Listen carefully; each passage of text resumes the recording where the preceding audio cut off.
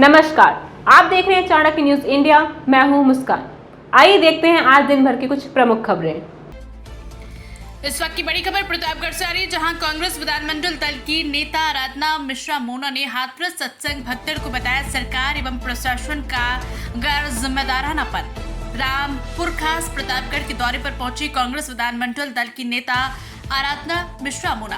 Sangipur block में आयोजित क्षेत्र पंचायत समिति की बैठक में विकास के एजेंडे पर आराधना मिश्रा मोना का फोकस। प्रधानों व बीडीसी सदस्यों तथा जिला पंचायत सदस्यों को संबोधित करते हुए विधायक मोना ने ग्रामीण विकास की मजबूती पर दिया जोर। बीडीसी बैठक में पंचायत प्रतिनिधि ने ब्लॉक प्रमुख लाल अशोक सिंह बबलू के नेतृत्व में विधायक आराधना मिश्रा मोना को बधाई एवं विकास कार्यों में योगदान के लिए मार्गदर्शिका प्रतिनिधित्व 2024 का सोपा सम्मान। विधायक मोना ने रामपुर खास के सांगीपुर ब्लॉक को आदर्श दर्जा प्रदान किए जाने का जताया संकल्प। विधायक मोना की विशिष्ट मौजूदगी में सांगीपुर ब्लॉक में क्षेत्र पंचायत समिति ने 7 करोड़ से जुड़ी ग्रामीण विकास योजनाओं पर लगाई मुहर। बैठक की अध्यक्षता ब्लॉक प्रमुख लाल अशोक सिंह बबलू, संयोजन बीडीओ विनोद यादव तथा संचालन अधिवक्ता ज्ञान प्रकाश शुक्ल ने किया। नया कपुरवा बेलहा में अग्नि पीड़ितों से भी मिली विधायक मोना, मदद का दिलाया भरोसा। चाणक्य न्यूज इंडिया के लिए प्रतापगढ़ से डॉक्टर आर पांडे की रिपोर्ट। पिछली बार इसी ब्लॉक परिसर में मैं आई थी, मैं मानती हूं कि वो देश के लोकतंत्र का सम्मान ना करने वाले कुछ लोगों ने इस पवित्र सदन की अस्मिता को तार-तार करने की कोशिश की। बहुत सी अशोभनीय बात कही, बहुत से अशोभनीय आचरण किए और आप सबने देखा कि जब बहुत से हमारे साथी जो उस दिन भी मेरे साथ थे, आज भी यहाँ बैठे, यही मंच था। मैंने रामपुर खास की जो मेरी परवरिश है, जो मैंने आप लोगों से सीखी, सम्मान देने का की जो परंपरा रामपुर खास की थी, मैंने उठकर हाथ जोड़ करके स्वागत करके अपनी कुर्सी पर बैठाया था उस वक्त के सांसद। और उसके 1 घंटे बाद, 2 घंटे बाद इस उत्तर प्रदेश के इतिहास में ऐसा भूचाल आया जिसकी कल्पना भी नहीं की थी किसी ने। इसी सदन से वो लोग निकले तो बाहर, ससम्मान गए और 2 घंटे बाद मेरे और माननीय सांसद प्रमोद तिवारी जी, जो एक आदर्श राजनेता है और मुझे गर्व है कि वो मेरे पिता हैं, ऐसे राजनेता के ऊपर 1, 2 नहीं 6 मुकदमे लिखे। आप सब मौजूद थे उसमें। जान से मारने की के तहत 307 भी दाखिल हुआ।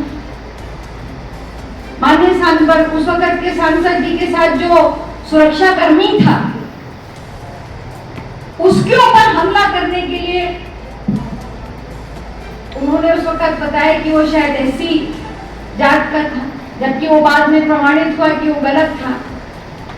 सुरक्षा कर्मी पर आक्रमण करने के लिए मुझ पे और भैया पे एक और मुकदमा लिखा है।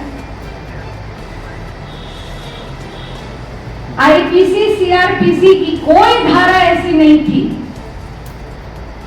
जो 6 एफआईआर में मेरे और भैया के ऊपर नहीं लगा।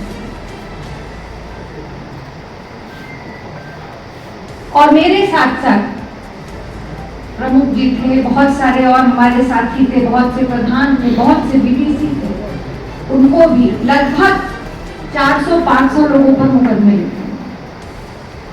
और 400-500 लोग तो इस सदन के, इस हॉल के अंदर समा भी नहीं सकते। पर मैं इतना ही जानती हूँ कि जब मैं संग्रामगढ़ से चलती हूँ सांगीपुर के लिए, तो मध्य में बाबा गुलसरनाथ के दर्शन करके तब आगे बढ़ती हूँ। और जब सांगीपुर से रामपुर जाती हूँ तो बाबा के दर्शन करते हुए जाती हूँ। मुझे विश्वास था कि बाबा मेरे साथ न्याय करेंगे। आप जानते हैं यहाँ से लेके में भी उनकी सरकार, प्रदेश में भी उनकी सरकार। खलबली मच गई थी दिल्ली तक। प्रधानमंत्री कार्यालय ने संज्ञान ले लिया कि सांसद को के साथ ऐसा दुर्व्यवहार कैसे हो सकता है। पर मैंने और भैया ने एक चीज तय करी कि किसी और के दरबार में नहीं जाएंगे। अगर सच और झूठ का फैसला करना है तो केवल रामपुर खास की जनता के दरबार में जाएंगे, उन्हीं से न्याय मांगेंगे, वही न्याय देंगे। और हम कोर्ट नहीं गए, 6 मुकदमे थे, चुनौती दी मैंने। 2021 का मामला था, 2 महीने बाद चुनाव था और आप जानते थे मैं प्रियंका गांधी के साथ पूरे प्रदेश में दौरा कर रही थी। मैं एक दिन भी घर में नहीं बैठी। ये मेरी चुनौती थी कि अगर रामपुर खास की बेटी के ऊपर ये झूठे आरोप और एक षड्यंत्र रचा गया है तो रामपुर खास की बेटी की रक्षा रामपुर खास के उसके भाई करेंगे। मुझे किसी से डर नहीं।